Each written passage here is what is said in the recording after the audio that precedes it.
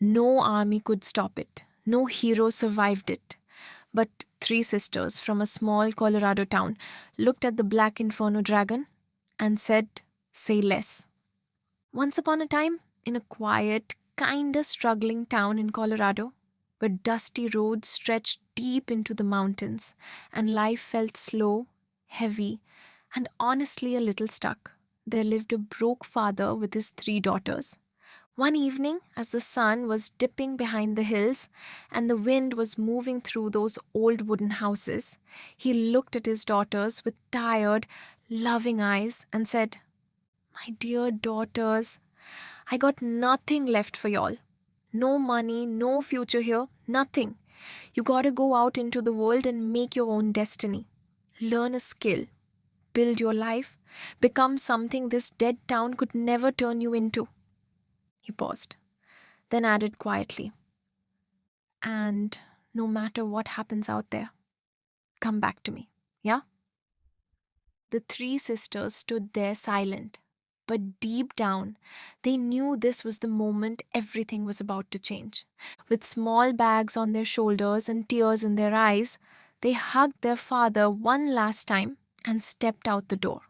Outside, the road was long, empty, and kinda eerie. They walked for hours until they hit a lonely crossroads way out in the middle of nowhere. Three paths, three unknown futures, no turning back. The eldest sister finally said, "We can't stick together anymore. But listen, 4 years from now, we meet right here. No matter what happens, we come back. That's the deal." The other two nodded like, "Bet." And just like that, they split up. Three different journeys.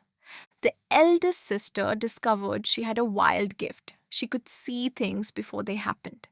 Danger, truth, secrets. Everything hit her like instant spoilers. But it wasn't easy. Every vision came with a headache that dropped her to her knees. She trained herself to control it, through pain, through sleepless nights, until the gift stopped breaking her and started obeying her. The second sister went deep into the wild American forests and trained like a beast every single day until she became an elite archer.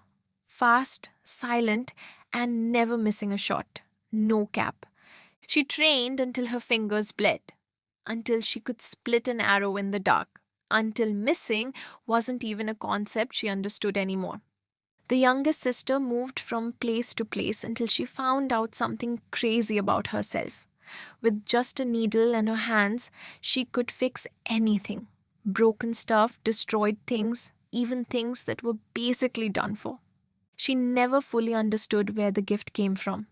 She just knew that when something was broken, her hands always found a way.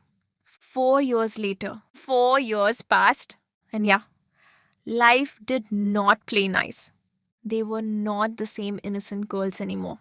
On the promised day, they came back, one by one. Same spot, different energy.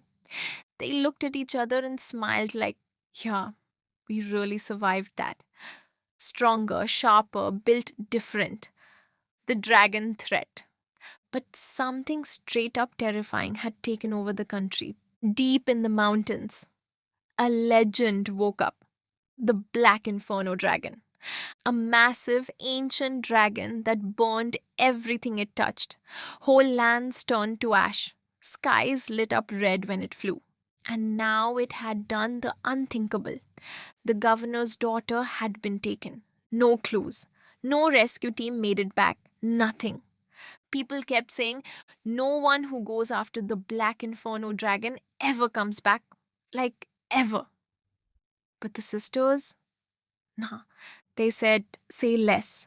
We're handling this." The rescue mission. The eldest sister closed her eyes. I see her. She is trapped inside the dragon's fortress deep in the burning mountains. No time wasted. They grabbed what they needed and moved through dangerous land under stormy skies. The closer they got, the hotter it felt, like the world itself was on fire. When they reached the mountain fortress, it was straight up hell. Lava glow everywhere, burned ground, silence that felt wrong.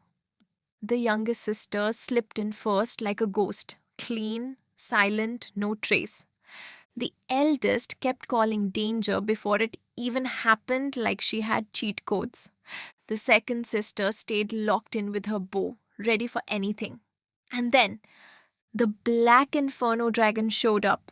Massive wings, burning eyes, fire dripping from its jaws. Not a beast, a nightmare. The ground shook like crazy. The battle. The dragon went full rage mode. Firestorms everywhere.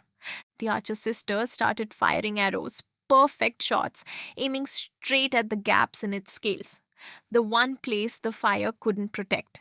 The dragon slowed, roared, shook the whole mountain. Run! She yelled. They pushed through collapsing tunnels and burning traps, while the eldest kept predicting danger like a living radar. The youngest finally found the governor's daughter locked in a fire cage. She freed her. But the second they turned, the dragon blocked everything. No exit, no escape, just heat and fire. It looked over. The miracle. In the middle of total chaos, the youngest sister refused to fold. Hands shaking, she pulled out her needle and started repairing broken metal, wood, anything around her. And then something insane happened. It wasn't just fixing stuff anymore. It was like she was glitching reality itself. The collapsing fortress started holding together. Walls sealed, gaps closed. A path formed where there was none. Move! She shouted. Meanwhile, the archer sister turned back to the dragon one last time. She pulled her final arrow, aimed at its blazing eye, and let it fly. The dragon let out a shriek that shook the sky, then collapsed against the mountain wall, wounded, exhausted, and finally, still, they escaped with the governor's daughter right as everything behind them exploded in fire. The final moment. Outside the mountain, the dragon let out one final earth shaking roar as lava lit up the sky. But the sisters made it out, alive, breathing, unbroken. When they returned, the whole country was going crazy celebrating them. The governor asked, "Who deserves the reward for saving my daughter?" But before anyone could answer, the rescued girl stepped forward and said, "I am not a prize. I choose my own life." Silence. Total silence. The governor looked at the sisters and realized something real. These girls weren't just heroes. They were built different. So instead of control or rewards, he gave them respect, freedom, and a future they earned with blood, sweat, and guts. Back in Colorado, their father sat by the window as always, waiting, praying, hoping. And then he heard a knock.